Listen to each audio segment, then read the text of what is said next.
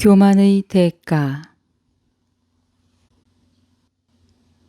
알파요 오메가이며 시작이요 끝이시며 창조하신 모든 피조물에게 큰 사랑을 베푸시는 하느님 아버지, 당신께서 모든 피조물들에게 생명을 불어넣어 주셨으니 저희들이 감사드림이 마땅합니다. 주여, 당신께 찬미와 영광을 돌릴 수 있도록 저희에게 평화의 은총을 베풀어 주소서. 저희는 하느님 아버지의 사랑과 보호 없이는 아무것도 할 수가 없습니다. 천사들이 당신을 찬양하는 노래를 부르며 영광과 찬미를 드림과 같이 저희들도 그처럼 마음을 바치게 하소서. 오늘도 우리에게 일용할 양식을 주소서. 옛 이스라엘 민족이 이집트를 탈출하여 광야에서 굶주릴 때 은혜로 주셨던 그 만나를 저희에게도 내려주소서. 저희들은 오늘도 사탄의 유혹에 빠져 아버지의 마음을 아프게 하는 나약한 존재에 불과합니다. 저희가 저희에게 죄 지은 자를 용서하듯이 저희의 죄를 용서하여 주시고 사탄의 유혹에 빠지지 않도록 악에서 구원하소서. 사랑하는 하느님 아버지, 저희 뒤에 남은 영혼들을 위해 간절한 소망으로 기도드리오니 부디 기쁘게 허락하옵소서. 영혼들의 무리는 자신들과 우리를 위해 이렇게 기도문을 외우면서 무거운 짐을 지고 걸어가고 있었다. 그들의 모습을 지켜보고 있자니 꿈속에서 가위 눌릴 때가 생각났다. 영혼들은 자신이 지은 죄에 따라 그 무게가 각기 다른 고통에 시달릴 대로 시달려 숨을 몰아쉬고 있었다. 세상에서 지은 죄를 씻으면서 걸어가고 있는 연옥의 영혼들이 베르길리우스와 나를 위해 기도해 준다면 세상에서 하느님의 은총을 받으며 선하게 살아가고 있는 사람들은 연옥에 있는 영혼들을 위해 과연 무슨 기도를 하며 무엇을 해야 할 것인가? 나는 그런 생각을 한참 하다가 혼란에 빠지고 말았다. 한동안 말없이 앞만 보고 걷던 베르길리우스는 고통스러워하고 있는 연옥의 영혼들에게 다가가 말을 걸었다. 하느님의 정의와 사랑이 그대들의 무거운 짐을 거두어 주시어 그대들의 영혼이 날고 있는 새처럼 가벼워질 수 있다면 좋으련만. 그렇게만 된다면 따사로운 햇살을 받으며 하느님의 왕국으로 날아오를 수 있을 텐데. 영혼들은 잠시 자리에 멈춰 자신들을 동정하는 베르길리우스에게 감사의 답례를 했다. 저희들의 앞길을 빌어주시니 어떻게 감사를 드려야 할지 모르겠군요. 어진 분이시여, 하늘에 쌓은 은공이 얼마나 크고 높기에 죄의 짐 없이 이렇듯 꼿꼿하게 걷고 계십니까? 그들의 눈에는 부러움과 존경의 빛이 가득했다. 베르길리우스는 나의 어깨에 손을 얹어 조금 앞으로 서게 하더니 그들에게 나를 소개했다. 여기 이 사람은 영혼이 아니라 육신을 그대로 입고 있는 온전한 사람이요.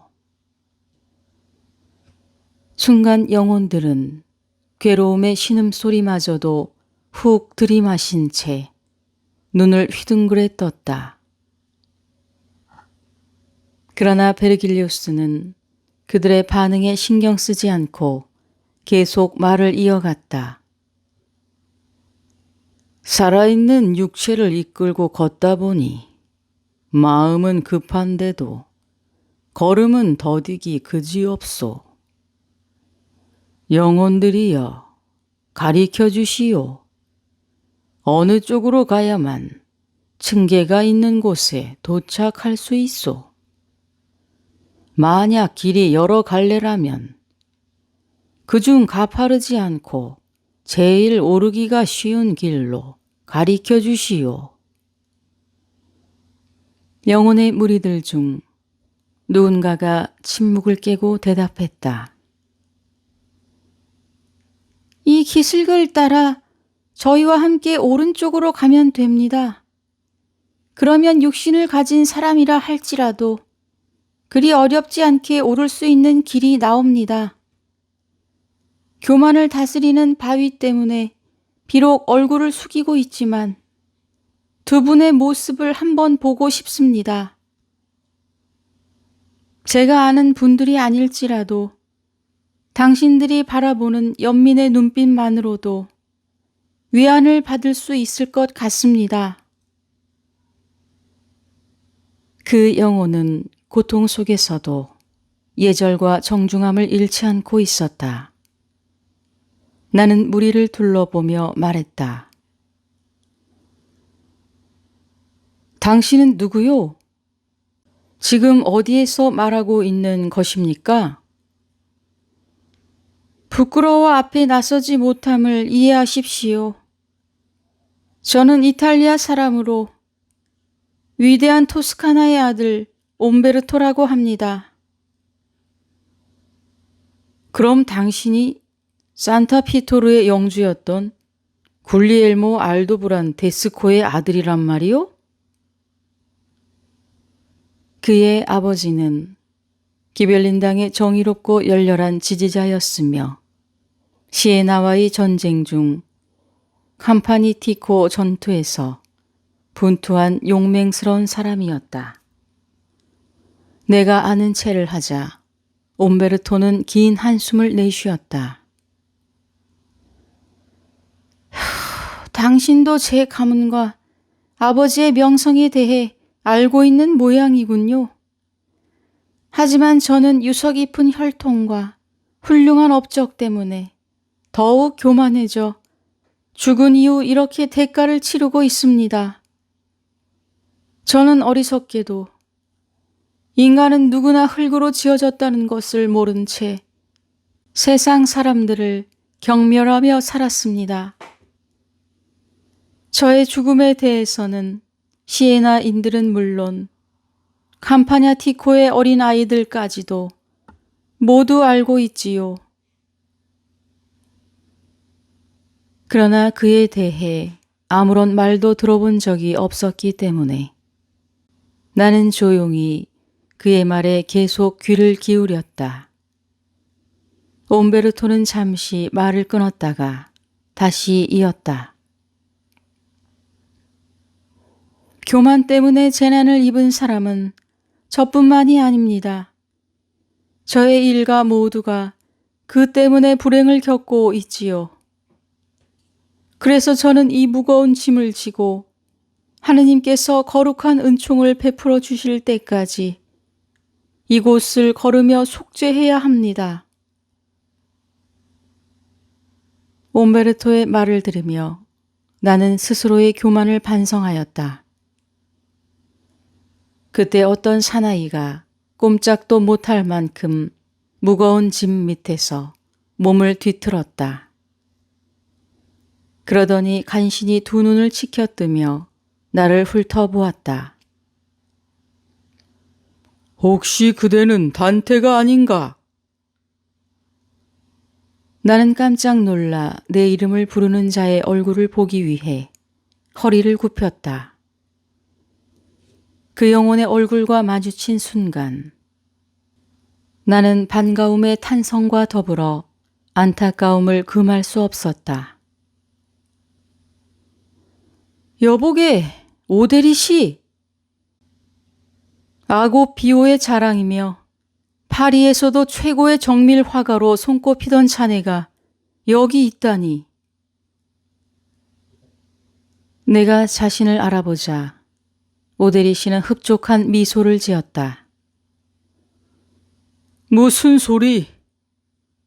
나보다는 나의 제자이며 후배인 프랑코가 훨씬 훌륭하지. 나에 대한 모든 영광은 모두 그의 것이고 내 것이 아닐세. 그러나 불행하게도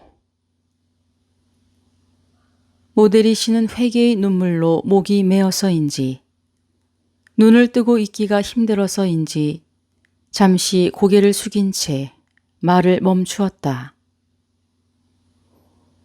불행하게도 나는 살아있을 때 그것을 깨닫지 못했다네.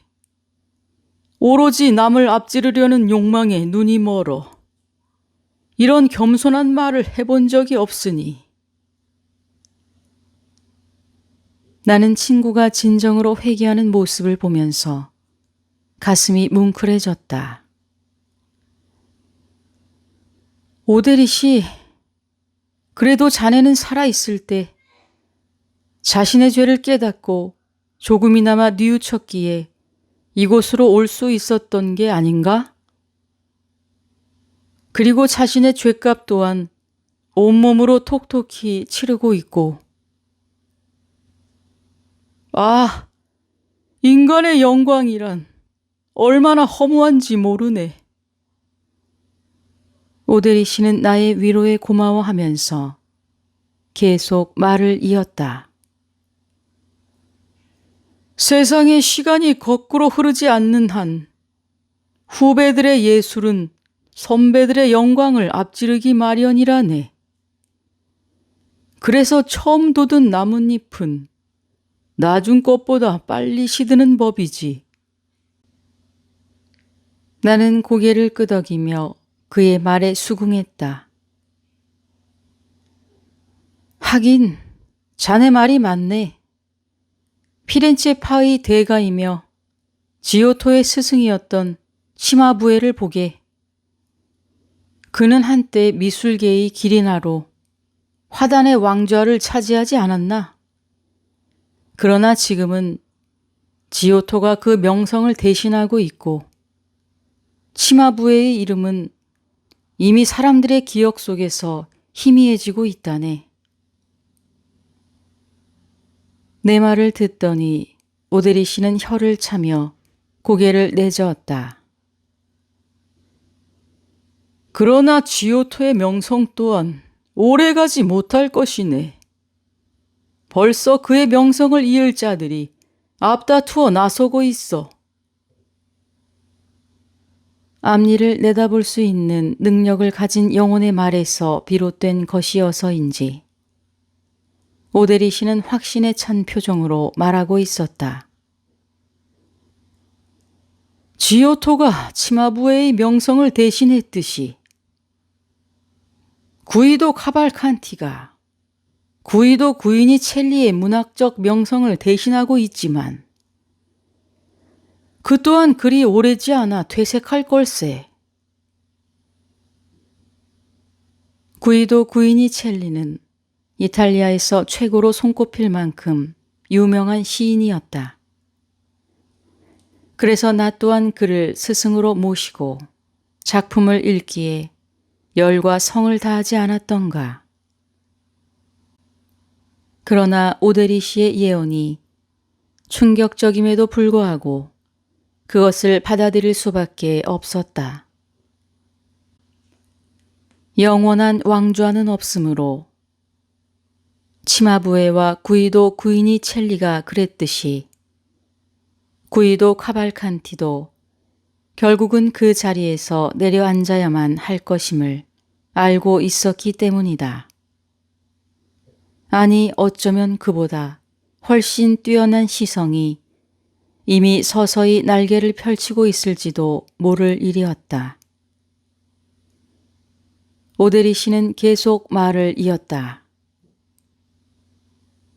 세상의 명성이란 한낮 바람과 같은 것이라네. 이쪽에서 부는가 싶다가도 금세 방향을 바꾸어 다른 쪽에서 불어오지. 그리고 바람의 방향이 바뀔 때마다 그 명성의 주인공들도 바뀌게 마련이라네. 한 사람의 명성이 1000년쯤 계속된다고 가정해 보세. 그러나 그 1000년이란 시간도 상대적인 것에 불과해서 여유 있게 돌아가는 하늘의 궤도에 비한다면 고작 해야 눈 한 번 깜빡일 정도의 시간에 지나지 않는다네. 그렇게 보잘것없는 명성을 얻기 위해 나는 그동안 얼마나 고통스러워했던가.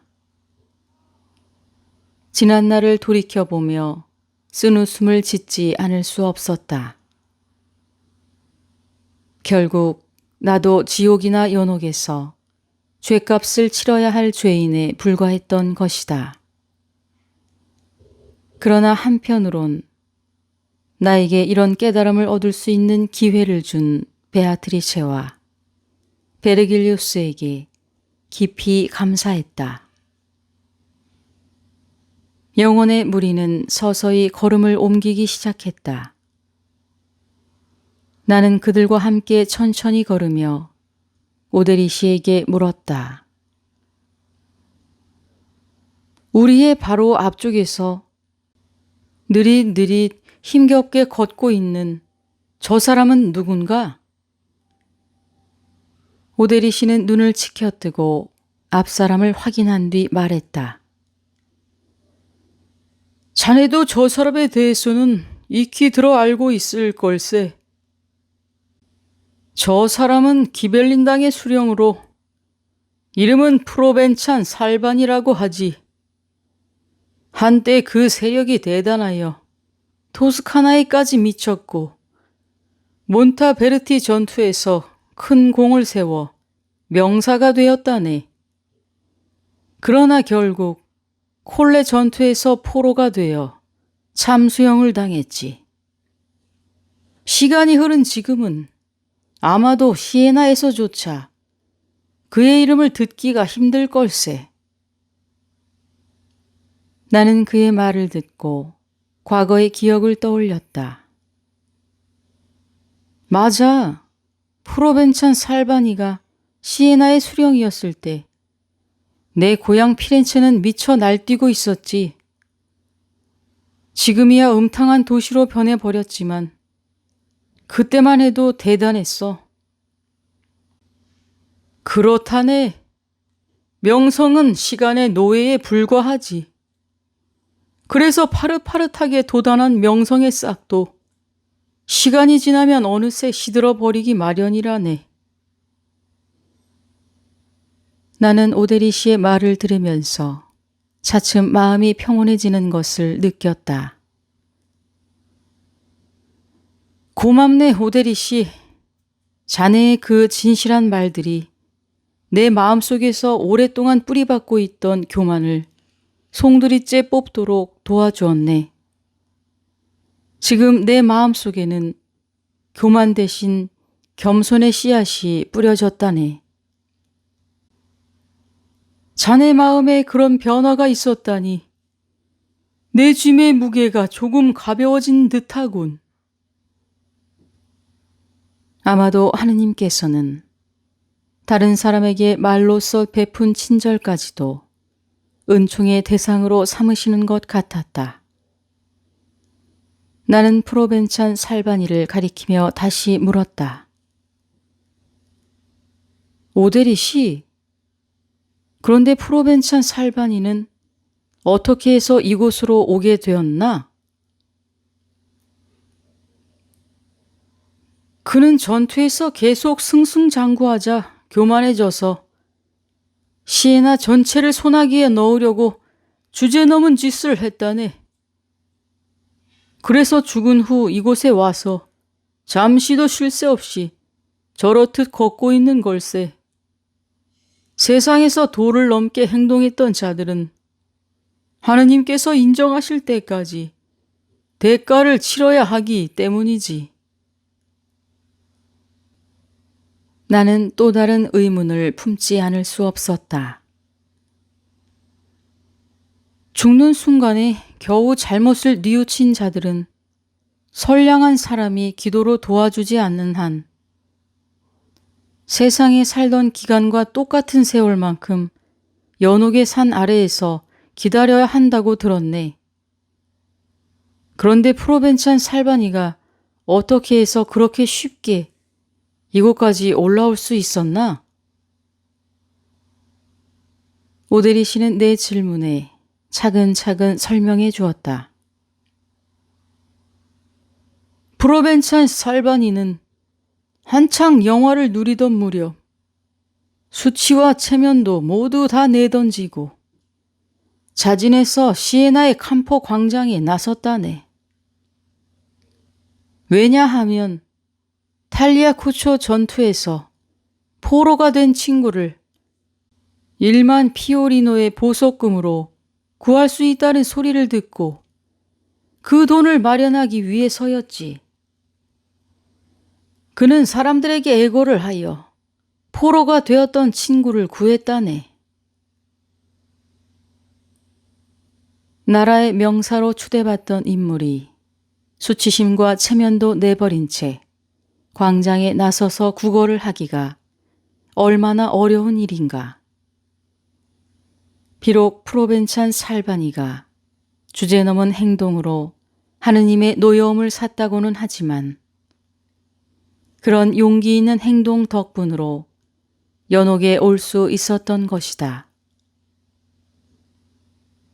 오데리 씨는 천천히 걸음을 옮기면서 계속 말을 이었다.